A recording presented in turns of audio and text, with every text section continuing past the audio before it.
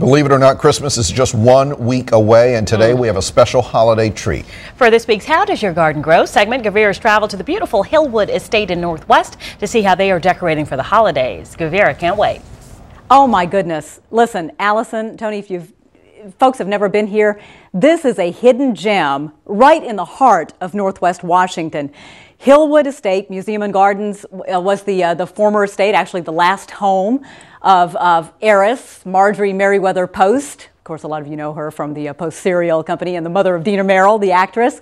We're actually in the library of this absolutely magnificent estate, which borders Rock Creek Park. Her portrait hangs on the wall here. There you see she's wearing a red sash. It's actually in her will that the fresh flowers in this room, there will always be fresh flowers here, and those flowers would be the same color as the sash that she's wearing in that portrait. As you see the Christmas tree, we see the back of it here that's in the foyer of this home. You can see the red reflected in that as well. And there are actually fresh flowers in every room in this house. Walk with me as we walk into the dining room, which is absolutely magnificent. She was a collector of 18th and 19th century Russian imperial arts, the largest collection outside of Russia in this home here. And what better person to tell us about the gardens here, because there are magnificent gardens here as well, than our own gardening expert, Derek Thomas. And he is joined by Adrian Summers, who is the floral designer in this home. Derek, this is magnificent. Yeah, and thanks for joining us, Gurvir. I got my start at Hillwood. Hillwood is probably the only estate with 25 acres. 25 acres in one location, 13 acres landscape. They have a lunar garden, which Marjorie Merriweather Post used to use for nighttime entertaining. There's a rose garden, a cutting garden, a formal gardens, a Japanese-themed garden. It's a wonderful place. Well, I tell you, it looks spectacular, decked out for the holidays. We, as I said, are in the dining room of this magnificent estate. And Adrian, everything that we see here in terms of the decorating, you and your staff are responsible for.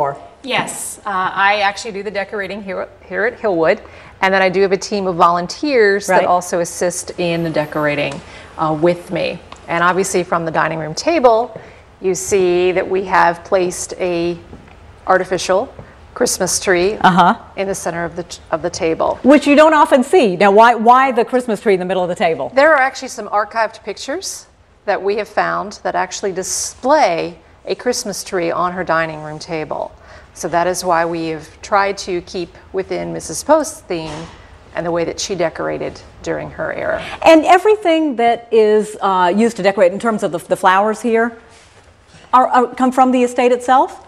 They produce a lot of the flowers here. They have a full functioning greenhouse, and Adrian was telling us that she actually, every Monday you set up all of the live arrangements. Yes, every Monday we change the arrangements. There are several arrangements that we do actually in the mansion here as well as the visitor center. Well, the poinsettias are actually magnificent, and those are actually grown in the greenhouse, correct? Yes, they are all grown in the greenhouse. Flavia, who is our greenhouse person, actually does all of the growing of the poinsettias. Absolutely magnificent. And actually every fireplace in this home, Allison and Tony, has a permanent botanical that Adrian and her staff are responsible for. I tell you, the estate is open.